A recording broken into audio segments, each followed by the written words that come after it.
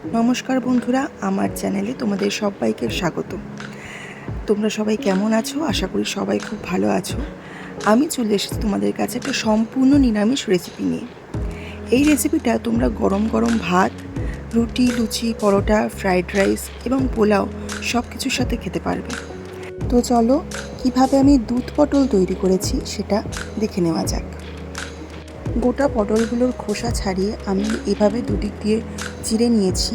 এরপরে আমি সামান্য নুন এবং সামান্য হলুদ দিয়ে পটলগুলোকে ভালো করে মেখে নেব।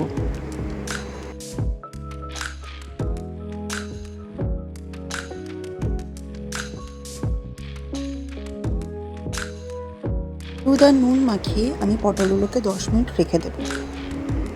এরপর কড়াই আমি সর্ষের তেল দিয়ে দেবো পরিমাণ মতো।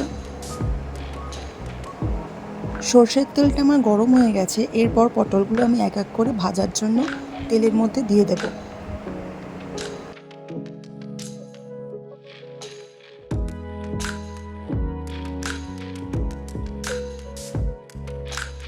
পটলগুলোকে আমি এক পিঠ করে উল্টে দেব।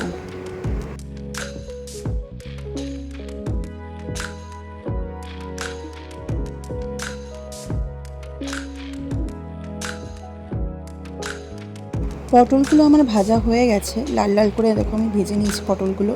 এরপরে আমি পটলগুলো একটা জায়গায় তুলে রেখে দেব।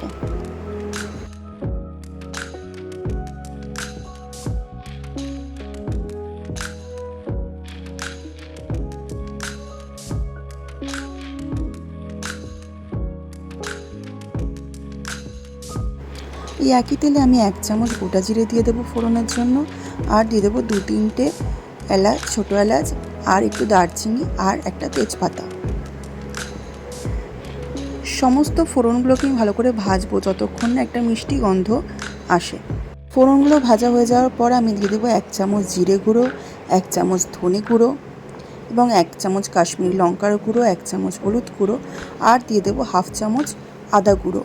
আমার কাছে আদা ছিল না, তাই আমি আদা গুঁড়ো দিয়েছিলাম। আদার পেস্ট দিলে খুব ভালো হয়। এরপরে সামান্য একটু জল দিয়ে আমি মশলাগুলোকে কষিয়ে নেব। আর মশলা দেওয়ার সময় অবশ্যই গ্যাসের ফ্লেমটা কিন্তু লো রাখবেন। মশলাটা কষে নেওয়ার পর আমি পটলগুলো মশলার মধ্যে দিয়ে দেব। এবার পটলগুলোর সাথে মশলাটাকে ভালো করে মিশিয়ে নেব।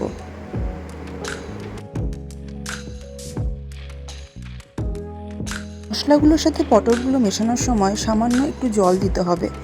2-3 বার একটু একটু করে জল দিয়ে পটলগুলোকে ভালো করে মশলার সাথে মিশিয়ে নিতে হবে, যাতে পটলগুলো আস্তে আস্তে সেদ্ধ হয়ে যায়।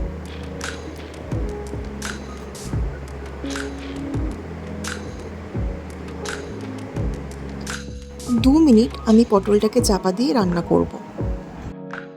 2 মিনিট পর ঢাকনাটাকে আমি খুলে নিচ্ছি। পটলটার মধ্যে সমস্ত মশলাগুলো এসে গেছে। এরপরে আমি দিয়ে দিচ্ছি সামান্য নুন। নুনটা দিয়ে ভালো করে পটলগুলোকে মিশিয়ে দেব। আর এই দেখো পটলগুলো কিন্তু আমার সেদ্ধ হয়ে গেছে। এই রান্নাটা কিন্তু এখনো অবধি আমি লো টু মিডিয়াম ফ্লেমেই করছি।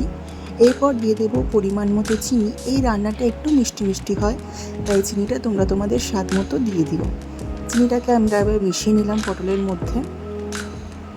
এরপর দিয়ে দিচ্ছি 1/2 কাপের একটু বেশি দুধ। যেহেতু দুধ পটল তাই দুধ তো লাগবেই। দুধের সাথে ভালো করে আমরা মশলাগুলো মিশিয়ে নেব।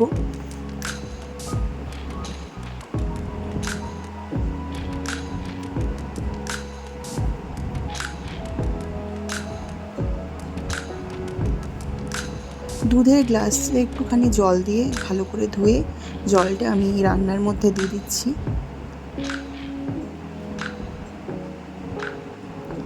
দেখো ঝোলটা কিন্তু ফুটতে শুরু করে দিয়েছে। এবার ভালো করে মিশিয়ে নেওয়ার পরে আমি ঢাকা দিয়ে দেব। ঢাকা দিয়ে 10 মিনিট আমি লো ফ্লেমে রেখে দেব। 10 মিনিট হয়ে যাওয়ার পর চলো ঢাকাটা খুলি।